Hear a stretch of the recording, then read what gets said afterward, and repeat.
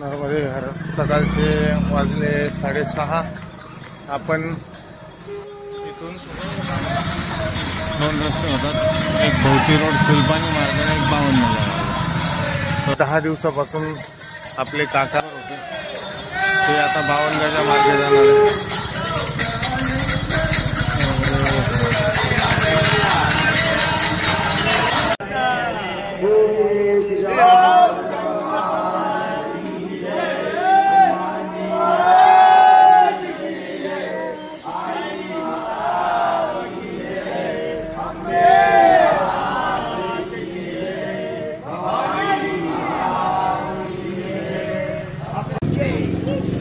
सूर्याची लाली उतरली आहे. सकाळचे 6:30 वाजले. आपण आता हा जो आहे भोवती मार्ग शुलपानी इकडून जाणार आहे. आपले एक मेंबर बावनगावच्या मार्गे, तो रस्ता बावनगावला जातो. ते बावनगावच्या मार्गे गेलेत. तो सरळ सरळ रस्ता आहे, त्यांना कठीण जातं. बायपास झाले आमच्या आम्हाला काही नाही. नर्मदे हर मस्त वातावरण झालंय. लाईट एक नंबर येतो. सकाळचा टाइम, सुंदर असं ठिकाण.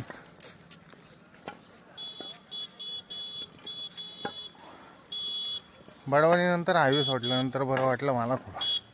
नाही तर केव्हापासून हायवेला चालत होतो, बोर झालो होतो. हायवे 47B आयुष्यभर लक्षात राहील मला तो हायवे. 347B. आता असे परत गाव खेड्यातले रस्ते लागले आणि याच्यासाठीच आपण शुलपानी निवडलं होतं. हा सूर्योदय होतोय. Timing perfect. शुलपानी काय नर्मदा परिक्रमेच्या मार्गात तुम्ही कधीच तुमचा डाएट फॉलो करू शकणार नाही. मी लिहून देतो.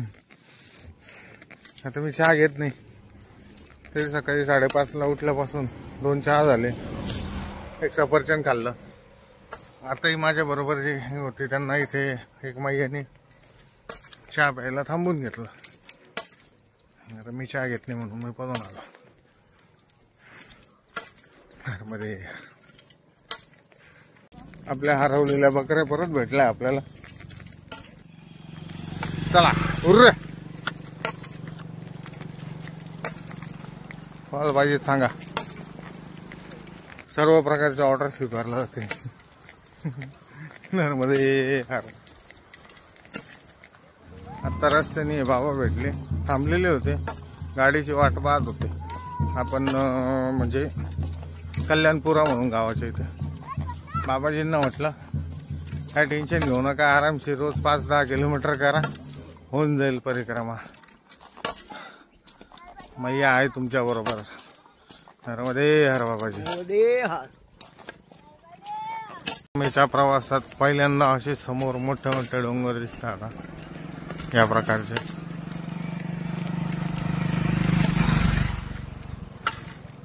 आणि हे इकडे आता परत कपाशी काय दाखवणार.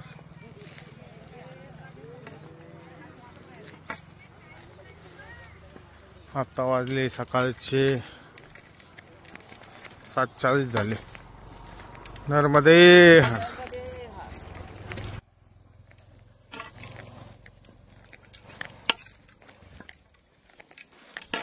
डोळ्याखाली काहीतरी झालंय, काय झालं काय समजत नाही.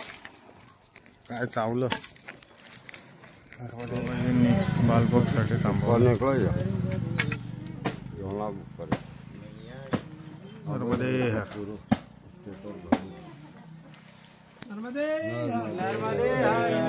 बालबोग करतो आपण. सकाळचे वाजले 8.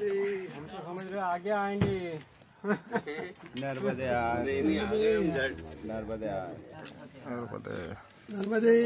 नर्मदे.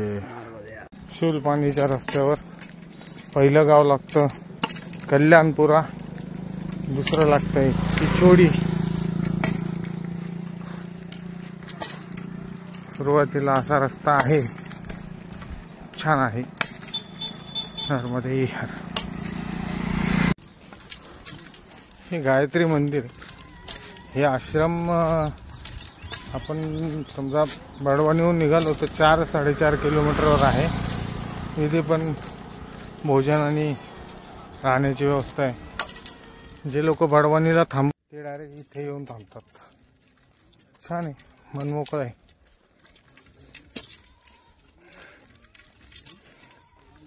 आपल्याला नाश्ता आपला पोटभर झालेला आहे, काय भूक नाही आहे, त्यामुळे आपण काय थांबलो नाही कुठे.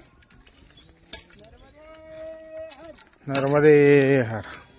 रुईचे पानं लावल्याने पायावरचे फोडं असतात ते क्लिअर होतात म्हणे.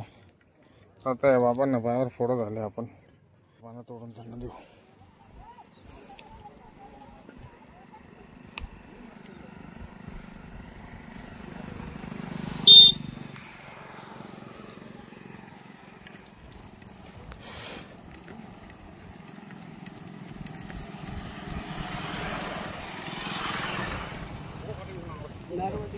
बाबा जी ये सॉक्स में डाल लो इसको. अभी आए थे तो भौती तक निकल जाना था ना. उधर ही आए गाड़ी ना, उधर ही गया होगा ना भौती. यहीं तक आई थी गाड़ी. हाँ हाँ चलेगा. और एक चलाएगा. हो एक ये हो गया, एक ये हो गया, ये पाँव में भी हो गई है. ऐसे चलने में मतलब दर्द होता है, चलाता नहीं. अपन मोटरसाइकिल पे भी बैठो, यहाँ से वहाँ, वहाँ से वहाँ, नहीं कुछ फर्क नहीं. वो क्या है, तकलीफ हो जाएगा. हाँ नहीं तो 1-2 दिन रुक जाते थे एक आध आश्रम में. फिर क्या क्या अभी 8 रोज नहीं सही होते. ये 8 रोज लग जाएंगे इनको सही होने में. क्या ये अभी अभी तो बहुत मतलब 8 रोज लग जाएंगे इनको. पूरे चलने में क्या कहीं काकरा वाकरा आ जाता है कि नहीं, तो फिर ज्यादा तकलीफ पड़ती है. चलेगा बाबा जी. इनका चले जाओ यार. नर्मदे बोल दो, वो भी खोटी हो रहे हैं. नर्मदे हार. वो सॉक्स में डाल लो रुई का पत्ता. हो पैर में जिधर है ना वो ठंडक लगे. पड़ेगा. ये तो बहुत गर्म आता है, मकाव है, बहुत ज्यादा गर्म आता है. नहीं लेकिन वो ठंडक देता है. नहीं ठंडक नहीं देगा. ही एका दिवसाला 15-20-25 किलोमीटर चालतो आपण. खूप झाला तर 30 किलोमीटर. आणि जागा सावधान. ग्रामीण क्षेत्र कृपया धीमे चल. अजून किती धीमे चले. ऑलरेडी धीमे. नर्मदे. आपण इथं गणेशपुराच्या पुढे टपरी भेटली. ह्या टपरीवर जाऊन मस्त अर्धा-पाऊण तास पडलो. आता वाजले 10:20. पण निघूया. नर्मदे यार. कोणती नदी आहे का पाणी साचलेलं आहे याचं समजायला मार्ग नाही. मोठा ब्रिज आहे तिकडे पुढे. नर्मदा मैया आहे त्या बाजूला. नर्मदे.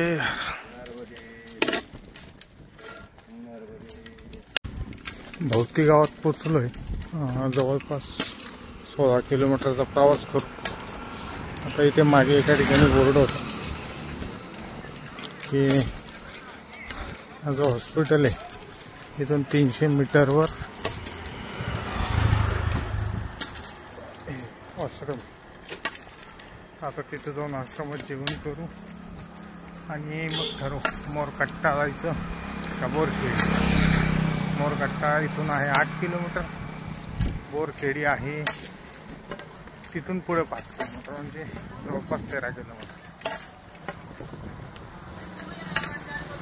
नर्मदे.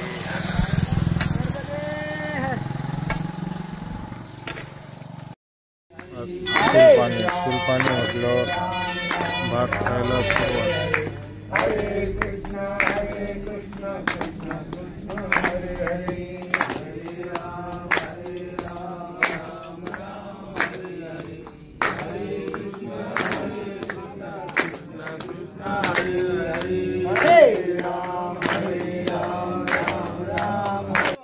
बहुतेक आश्रमात जेवण करत होतो. त्या जेवायला बसतच होतो.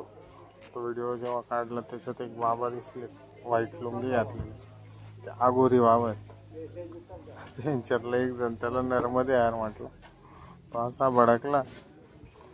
बाबा म्हणतो मी आगोरी कालो की काल महाकालचा बघतोय म्हणे.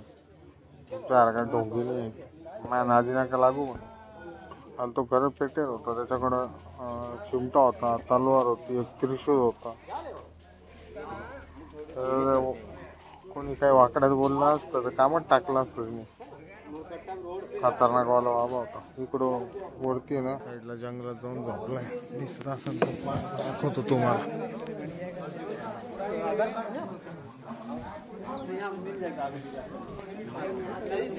हे बघा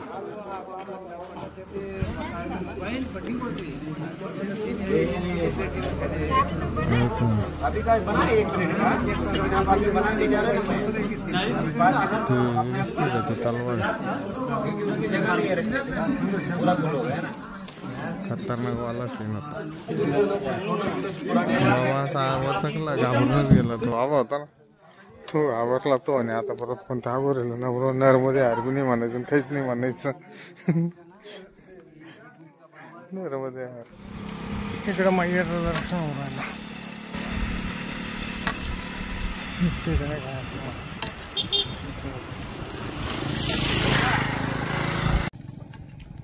भौती गावापासून पुढे आल्यावर बिजासन पहिले अमलाली काहीतरी लागलं. मग बिजासन गावाचा आज बाजार होता. भरपूर गर्दी होती. बिजासन गावाच्या पुढे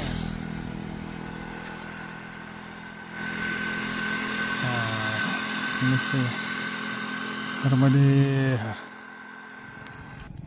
भौती गावापासून पुढे आल्यावर बिजासन पहिले अमलाली काहीतरी लागलं. मग बिजासन गावाचा आज बाजार होता. भरपूर गर्दी होती. बिजासन गावाच्या पुढे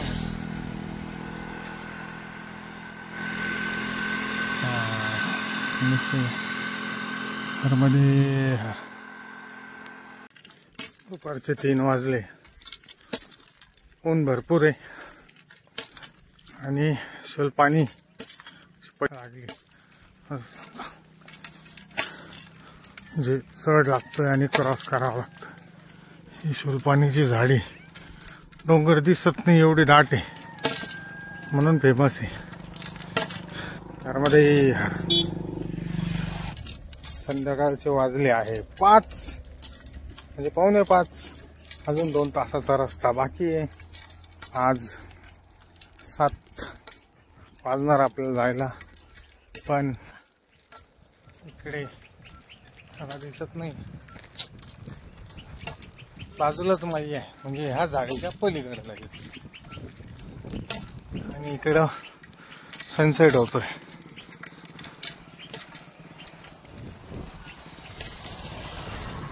दिसतोय का नाही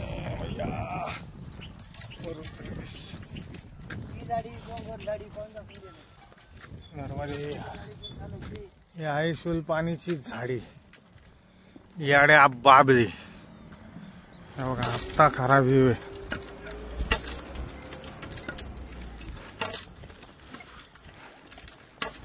जबरदस्त.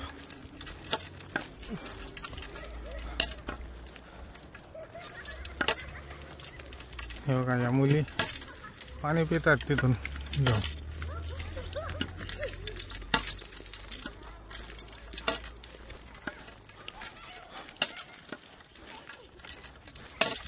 रिझर्वेअर म्हणजे बॅकवॉटर असेल. इथपर्यंत पाणी जायचं.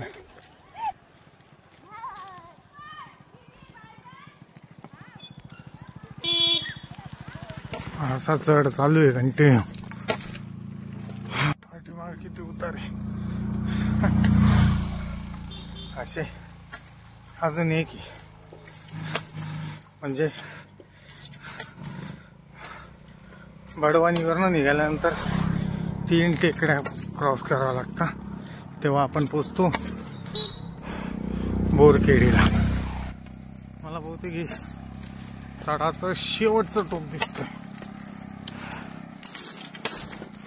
नर्मदे हर पोचले टोकावर. इथे मस्त गारा सुटले.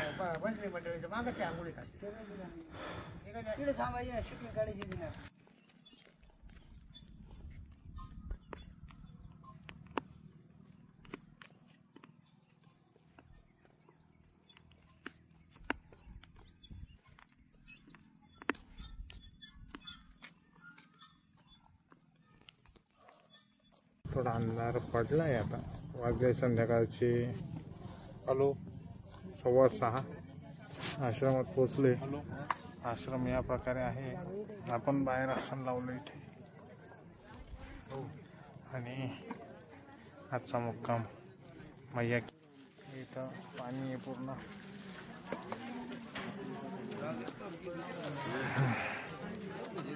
पाठीमागेपर्यंत नर्मदे महाराज लोक आले. नर्मदे.